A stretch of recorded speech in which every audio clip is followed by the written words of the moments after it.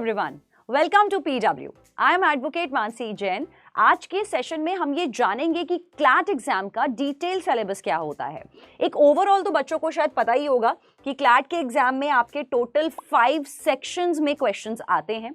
वो 5 सेक्शंस होते हैं आपका इंग्लिश सेक्शन, आपका logical reasoning, legal reasoning, current affairs and GK and lastly quantitative techniques that is maths. But इस exam में ये जो सेक्शंस हैं इनका डिटेल सिलेबस क्या है, किस तरह से तैयारी करेंगे, अगर आपको सिलेबस पता होगा डिटेल में तभी आप अपनी क्लैट की प्रिपरेशन को एक किक स्टार्ट दे सकते हैं। तो जो अगर आप क्लैट का एग्जाम लिखते हैं तो उसके बाद आपका जो स्कोर आता है वहां उसके बाद आप एक 5 ईयर लॉ शुरू कर सकते हैं अपना ड्रीम एनएलयू से। वहां पर आपको जो कोर्सेज मिलते हैं वो होते हैं बीए एलएलबी, बीबी एलएलबी, साथ के साथ कुछ कॉलेजेस आपको बीएससी एलएलबी का कोर्स भी ऑफर करते हैं। यहाँ पर कैंडिडेट्स जो भी क्लैट 2025 में जाना चाहते हैं उनको सिलेबस जानना बहुत इंपॉर्टेंट है। तो सिलेबस की बात करें तो again 5 sections are there in the exam. और जैसा कि मैंने पहले बताया था कि ये पेपर आपका ऑब्जेक्टिव बेस्ड होता है, it's an MCQ based paper. इस एग्जाम के अंदर आपके पास अगर आप करेक्ट आंसर करेंगे क्वेश्चन का तो आपको मिलेंगे +1। अगर आप यहाँ पर गलत आंसर मार्क करते हैं तो negative marking is there in the paper, जहां आपके 0.25 मार्क्स डिडक्ट हो जाते हैं for every incorrect answer choice. Detail जानते हैं इंग्लिश सिलेबस की। तो जो इंग्लिश का सिलेबस होता है वहां पर आपको पैसेजेस के ऊपर क्वेश्चंस मिलते हैं।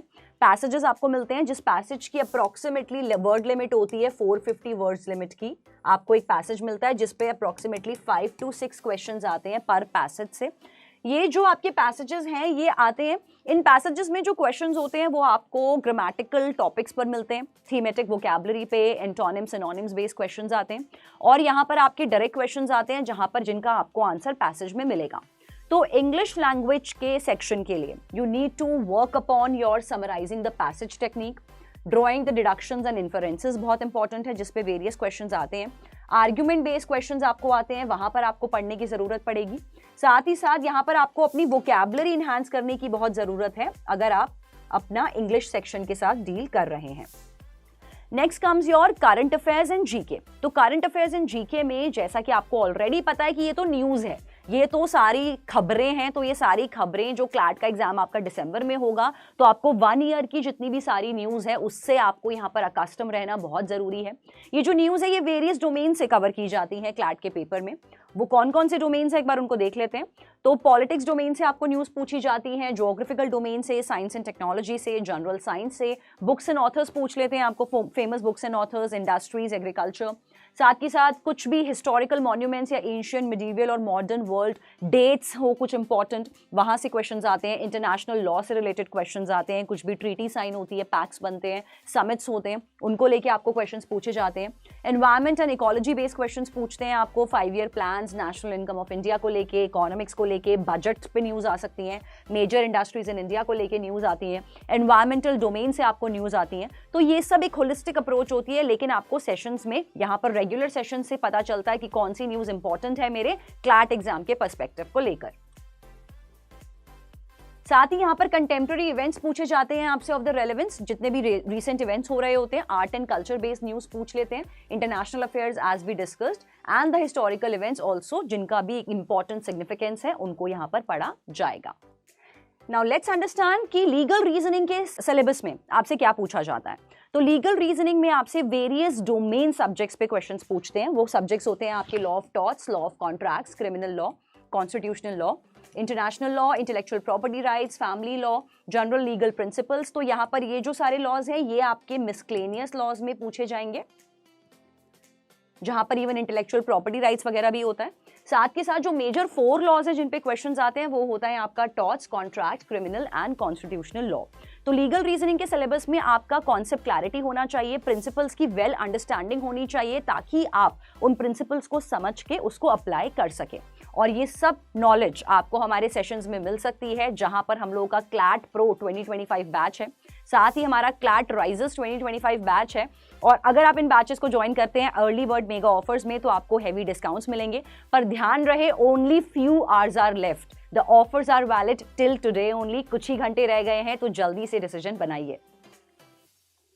इसके बाद आ जाता है हमारा लीगल रीजनिंग। जैसा मैंने बताया, ये सब्जेक्ट में आपके पास इंपॉर्टेंट है कि आपके पास क्रिटिकल थिंकिंग स्किल्स होनी चाहिए। अगर आप लॉजिकल रीजनिंग के सिलेबस की बात करेंगे तो लॉजिकल रीजनिंग के सिलेबस को, जिसको क्रिटिकल रीजनिंग भी कहते हैं, यहाँ पर आपको वेरियस कॉन्सेप्ट्स और वेरियस टॉपिक्स पर क्वेश्चन आते हैं, लेकिन क्रिटिकली एनालाइज करना बहुत इंपॉर्टेंट है इस सब्जेक्ट के लिए।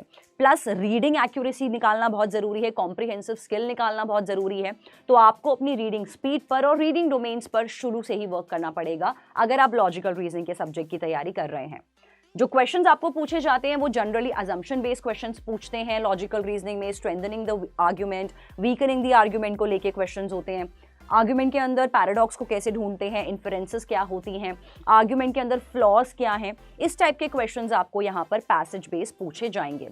साथ ही कुछ एक शॉर्ट क्वेश्चंस भी पूछे जाते हैं लॉजिकल रीजनिंग में, जहां पर statement and course of action, cause effect based questions, साथ ही आपके parallel reasoning, analogy based questions, इस टाइप का टोटल आपका सिलेबस रहेगा लॉजिकल रीजनिंग का जब भी आप क्लैट की तैयारी करेंगे।